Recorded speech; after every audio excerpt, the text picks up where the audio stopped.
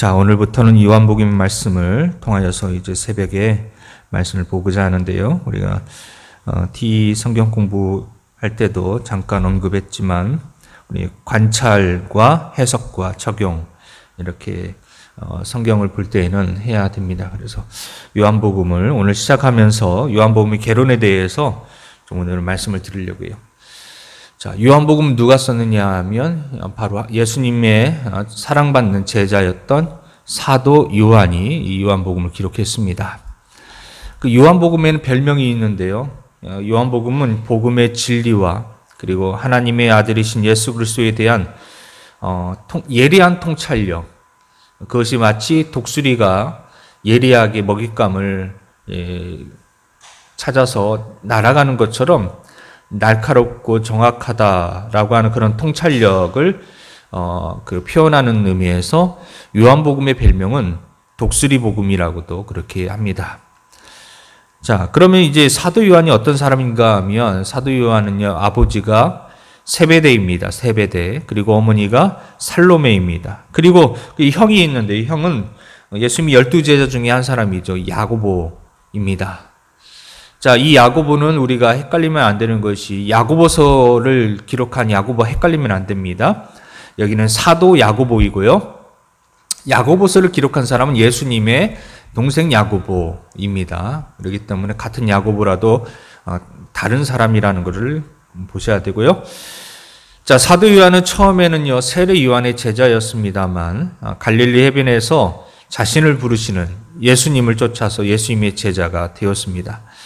예수님을 만나기 전에 사도 요한의 직업은 누가복음 5장에 보면 시몬의 동업자, 여기서 시몬은 베드로입니다. 베드로의 동업자, 뭘까요? 어부이죠. 사도 요한도 젊을 때 예수님 만나기 전에 직업이 어부였습니다. 그렇다면 자, 사도 요한은 그러면 가난한 어부였느냐? 그런 것은 아닌 것 같습니다. 마가복음 1장에 보면은 사도 요한이 아버지 이제 그 세베대와 함께 물고기를 잡을 때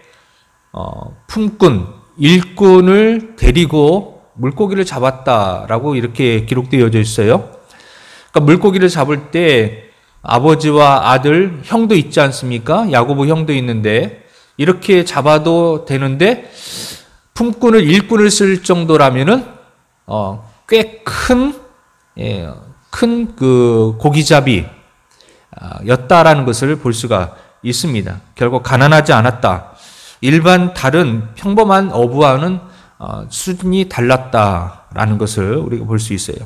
사도 요한은 시몬 베드로 그리고 자신의 형이었던 야고보, 사도 야고보와 더불어서 예수님의 사랑을 가장 많이 받았고 늘 함께 동행했던, 예수님이 항상 데리고 12제자 중에서도 특별한 다른 제자들은 제껴두더라도 특별히 데리고 다녔던 3명이었던 것이죠.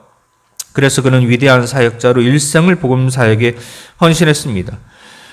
더군다나 사도 요한은 예수님의 그 사랑을 받은 만큼 예수님께서 로마 군병에 붙잡혀서 그 골고다 언덕길을 십자가를 짊어지시고 가시면서 십자가에 못 박히실 때 유일하게 예수님의 제자 중에 따라가서 예수님께서 생시에 말씀하셨던 당신의 죽음을, 예수님의 그 십자가의 죽음을 목격했던 제자입니다.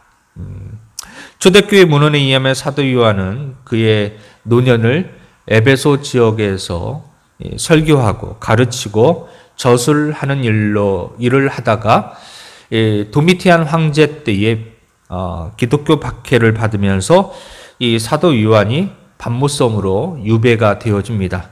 여기서 사도 요한은 이제 종말론적이고 영적인 사실을 다룬 요한계시록을 기록하게 되어지지요.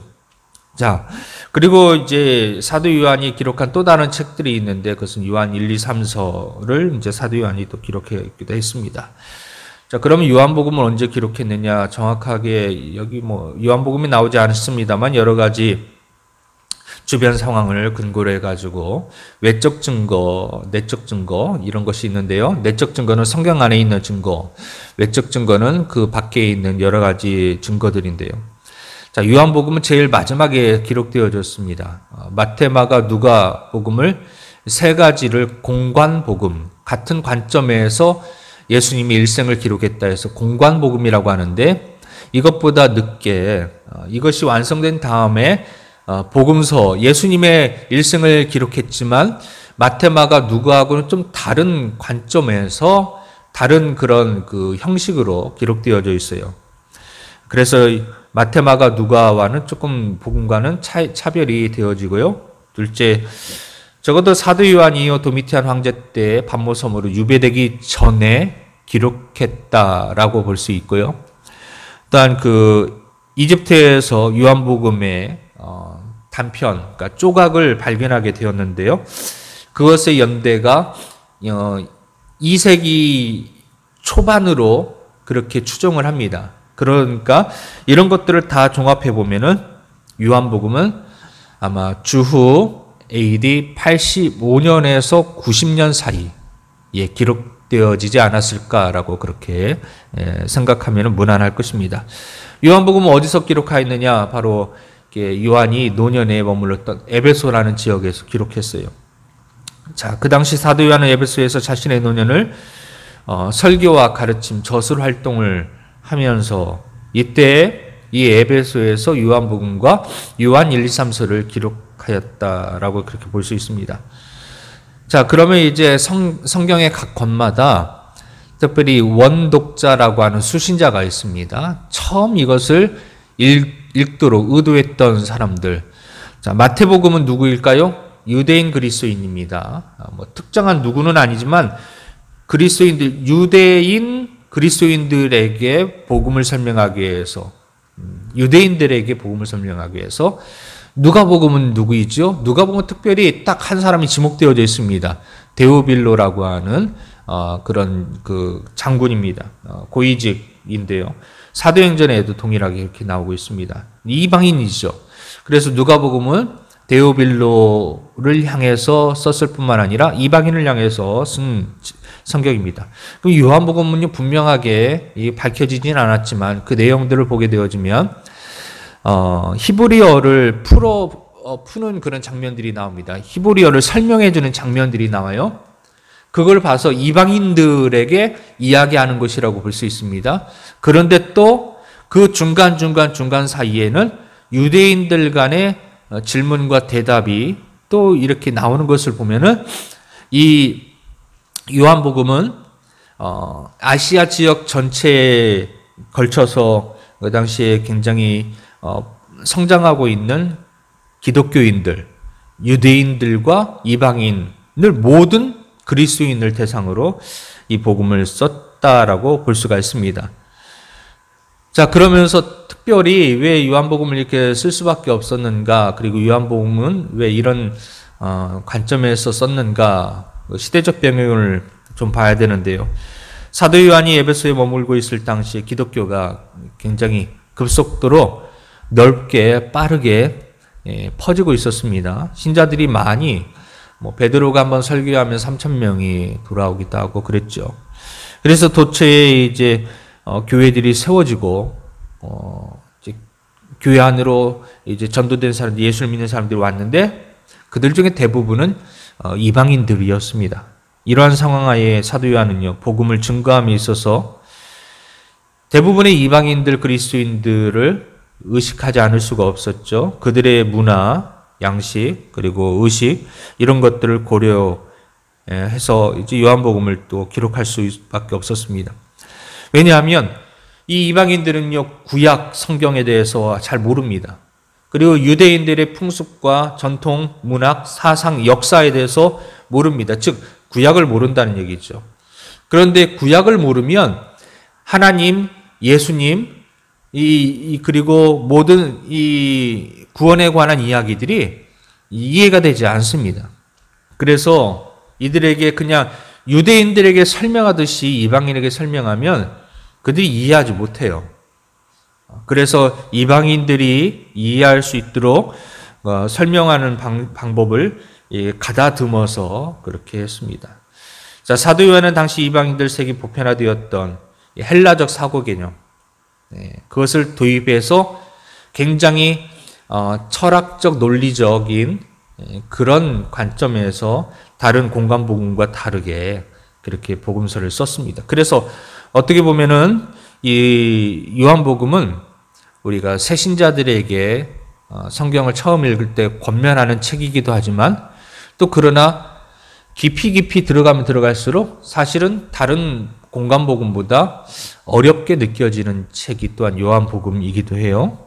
그런 초신자에게 읽히게, 왜냐하면 이방인들에게 설명해 주는 책이기 때문에 우리에게도 해당되는 것이죠. 그러면서도 굉장히 심오한 철학적인 개념들이 있기 때문에 또 반대로 어려운 것이기도 합니다. 자, 이와 같은 사도 요한의 노력들이 요한복음 구석구석에 보여지고 있는데요. 대표적으로 바로 1장 1절에 나오는 말씀이죠. 이 말씀이 하나님과 함께 계셨으니 이 말씀은 곧 하나님이시니라. 이 말씀이라는 겁니다. 말씀이라는 개념, 이것을 로고스라고 하는데, 로고스 사상, 바로 이것이 사도 요한이 이방인들에게 하나님의 말씀을 그리고 복음을 설명하기 위해서 처음부터 끄집어 가지고 와서 설명하는 것입니다.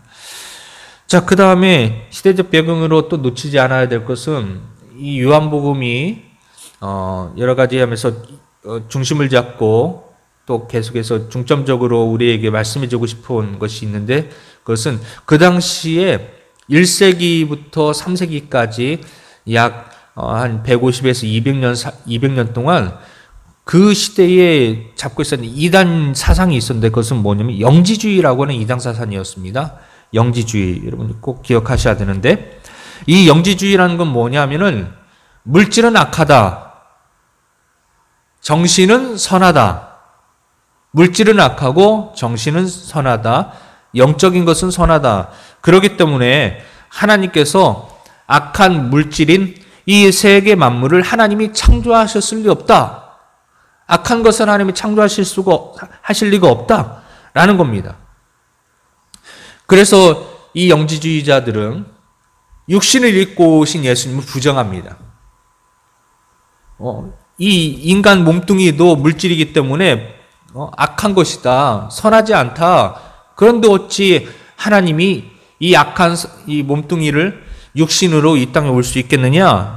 그래서 예수 그리스도의 성자 하나님 되심을 부정합니다. 이러한 시점에서 사도 요한은 그와 같은 이단 사상에 대항하여 기독교의 진리를 수호할 책임을 느끼고 요한복음을 쓰게 된 것입니다. 자, 그러면 요한복음의 기록 목적, 방금도 말씀드렸지만 구석구석에서 기록 목적이 나와 있지만 명백하게 정확하게 요한복음의 기록 목적이 쓰여져 있는 데가 있습니다. 다른 성경에서는요, 이 성경을 쓴 이유에 대해서 목적을 분명하게 밝히지 않아요. 그런데 요한복음은 분명히 밝히고 있습니다. 자, 한번 찾아볼까요? 요한복음 20장 31절입니다. 요한복음 20장 31절.